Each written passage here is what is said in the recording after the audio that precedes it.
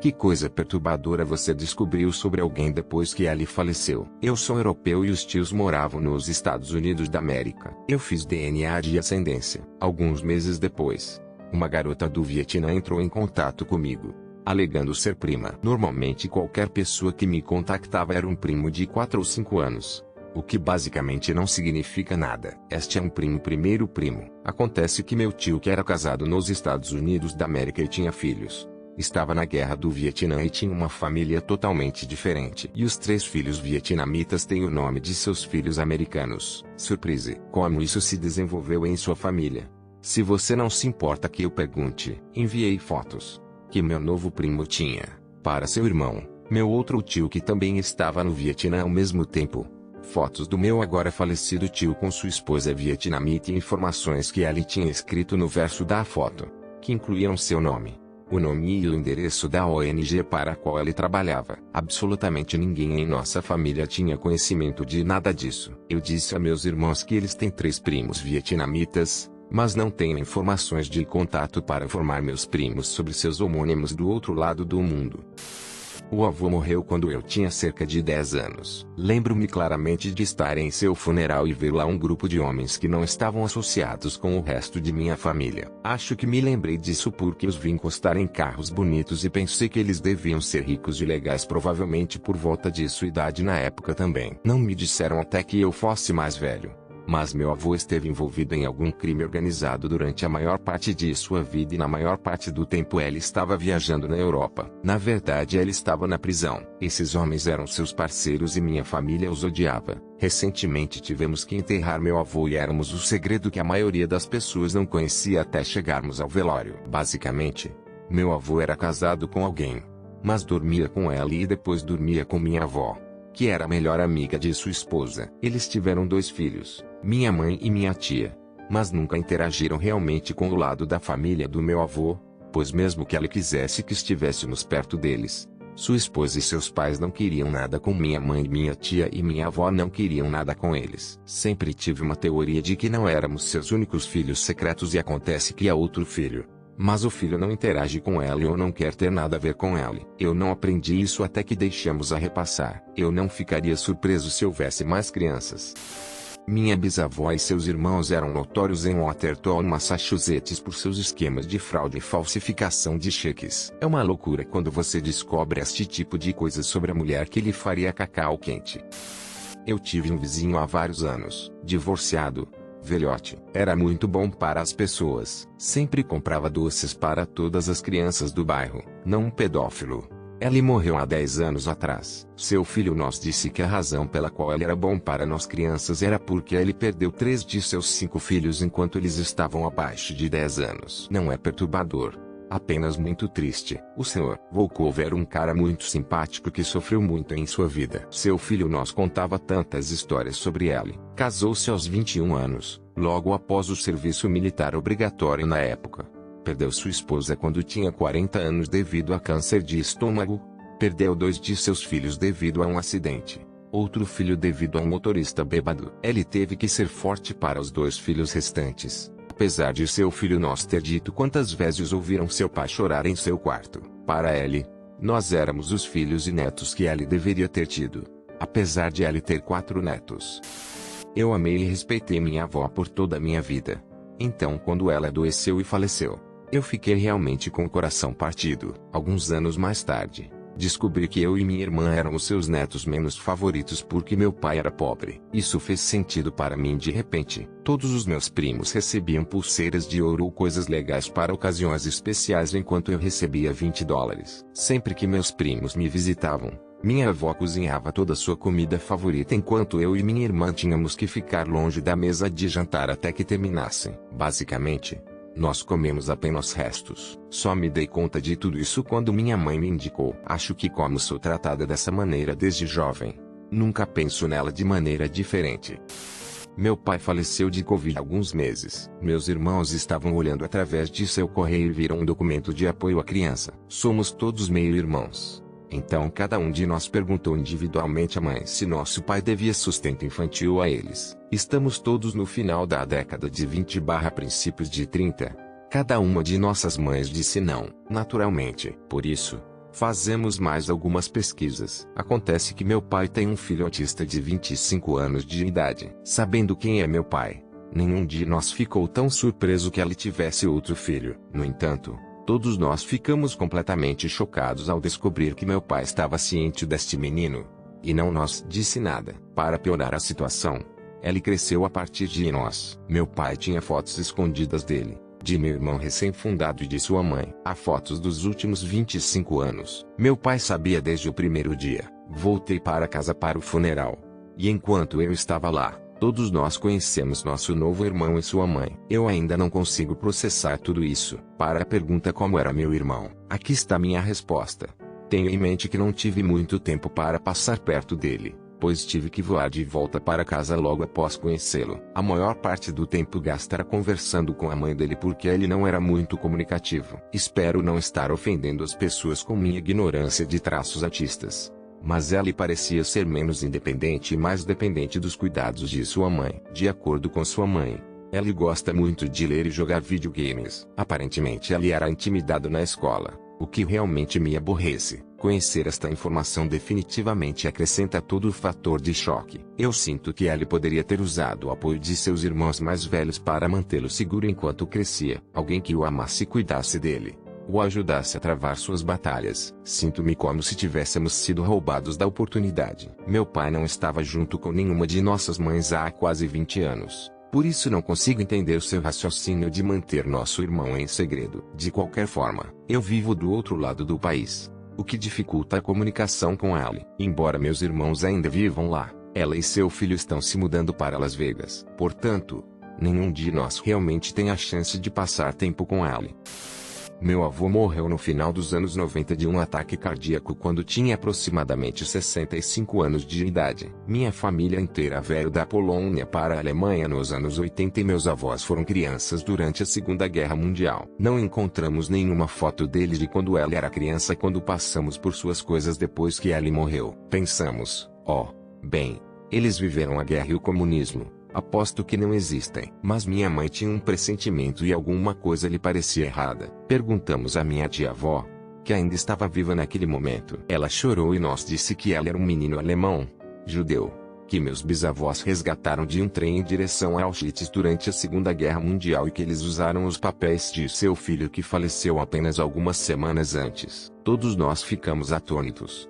Mas, em retrospectiva, isso explicou muitas coisas como ele sofreu de PTSD e quase não tinha sotaque polonês quando falava alemão. Ainda me surpreende como eles mantiveram este segredo por mais de meio século.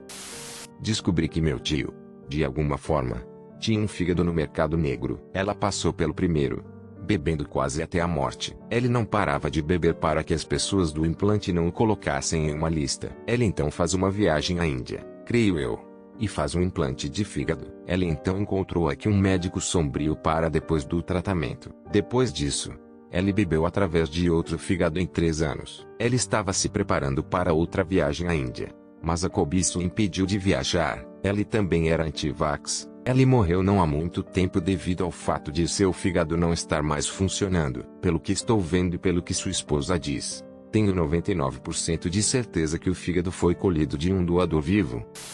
Minha avó sempre foi difícil de se dar bem, crítica e muito exigente com o comportamento feminino, sempre cruzando os tornozelos. Garotas decentes fazem com que os homens não vejam muita perna. Depois que ela morreu, tive a surpresa de minha vida vasculhando seus papéis e encontrando relatórios de assistentes sociais de 1928 e tantas outras coisas. Eu sabia que sua própria mãe havia morrido jovem, mas não tinha percebido que essa mãe havia morrido em um hospital psiquiátrico depois de ter sido enviada para lá por causa do que parece ser uma depressão grave. O que seu pai havia tentado abandoná-la e seus irmãos em vários lugares. Foi denunciada repetidamente aos serviços sociais por seus vizinhos e finalmente mandou levá-los para um orfanato porque estava recebendo ajuda de um primo adolescente do sexo masculino que a assistente social descobriu que estava compartilhando uma cama com minha avó de então 9 anos e sua irmã. Não consigo nem imaginar. Ela nunca respirou uma palavra disto, mas olhando para trás fazia sentido porque ela odiava sair de casa. Meu avô fazia todos os recados, etc. Ela ficava no quintal cercado e cuidava de seu jardim, e às vezes voava em fúria e nos acusava de planejarmos trancá-la e abandoná-la. Com toda a honestidade, eu tinha pensado que ela estava perdendo um pouco o controle. Agora eu não acho que ela estivesse. Desejo a Deus que ela tivesse feito terapia em algum momento de sua vida, porque ela escondeu isso durante toda sua vida e era uma pessoa miserável e irada. Mas nunca, jamais, eu teria adivinhado que a mulher que estava se preocupando com o comprimento da minha saia e me dizia que as pessoas iriam pensar que eu era um lixo se eu me descuidasse e crescesse assim.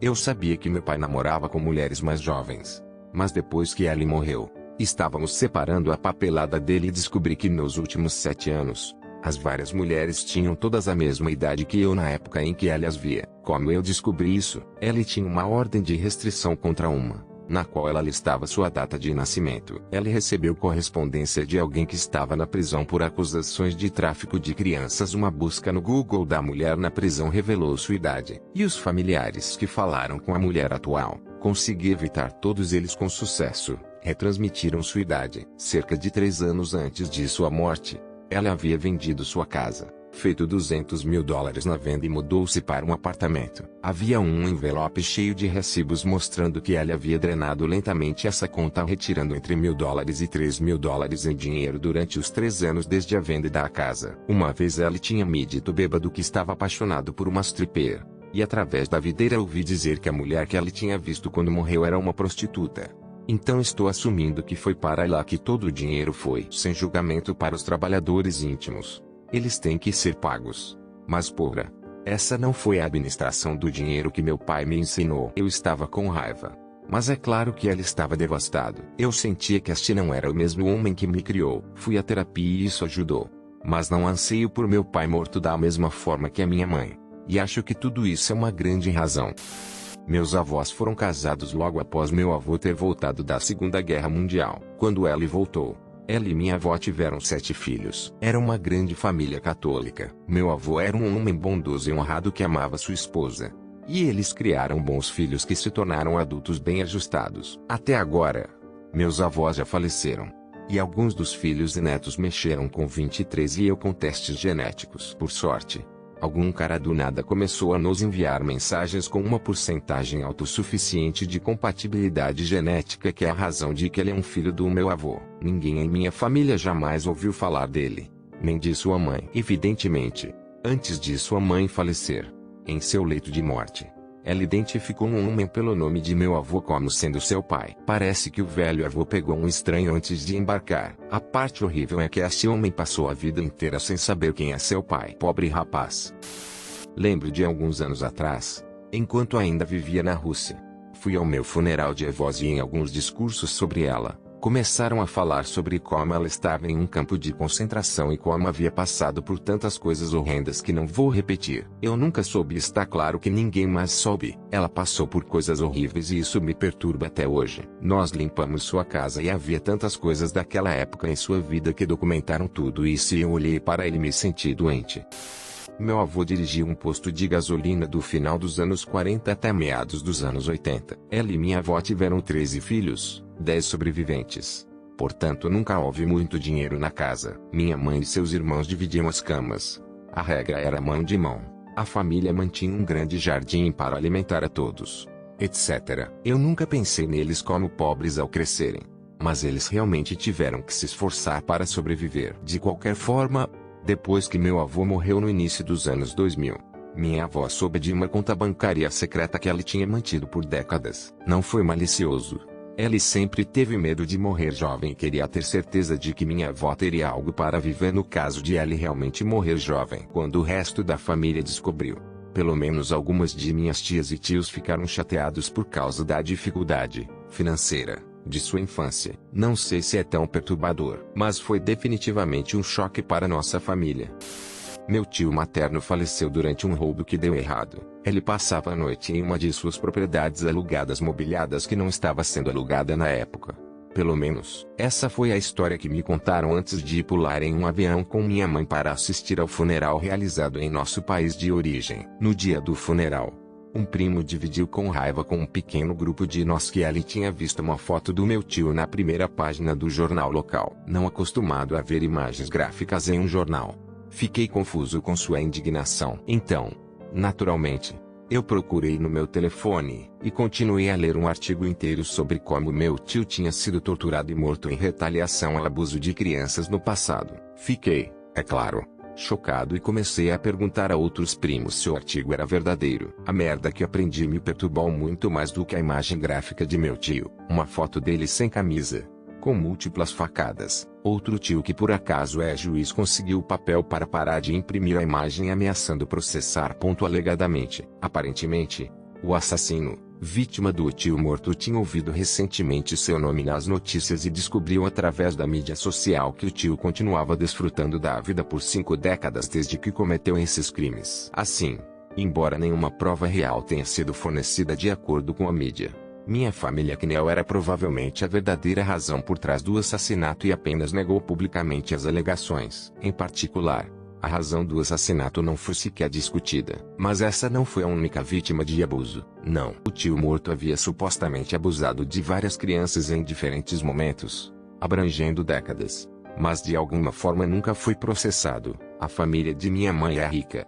Então os primos têm quase certeza de que as autoridades, parentes das vítimas, eram pagos sempre que ele era acusado, pois as vítimas eram principalmente crianças de famílias de baixa renda. Para aumentar o horror, meus parentes sabiam que nos manteriam afastados dele crianças fora dos eventos familiares supervisionados. Pense no tio em sucessão. Anos mais tarde, quando finalmente senti que era seguro perguntar à minha frágil mãe sobre isso, soube que este tio havia sido abusado por padres em sua infância. Bem na adolescência, eu sabia que o tio morto tinha sido enviado ao internato do seminário por volta dos 10 anos. Então decidi deixar a religião e ir para uma unidade regular aos 18 anos, em vez de continuar sua formação para o sacerdócio. Mas nunca suspeitei que nada lhe tivesse acontecido. Sua decisão de deixar a igreja coincidiu com o fim de uma relação de séculos entre a igreja católica e meus antepassados maternos. Ainda existem escolas religiosas primárias e secundárias com meu sobrenome. Tenho o sobrenome de ambos os pais, mas não produzimos um padre ou uma freira desde antes da geração de minha mãe. O que ela revelou explicou esta mudança. Depois de ainda mais escavações, descobri que mais um membro da família de minha mãe, um grande tio, que ganhou tanto dinheiro para a igreja que literalmente se tornou amigo do Papa, também esteve envolvido em um enorme escândalo que durou décadas e só foi afastado de seu cargo por causa da dedicação de um jornalista para expô-lo. Ele não recebeu pena de prisão e morreu em sua casa na Flórida numa idade muito avançada. WTF? Eu sou ateu. Se alguém se perguntava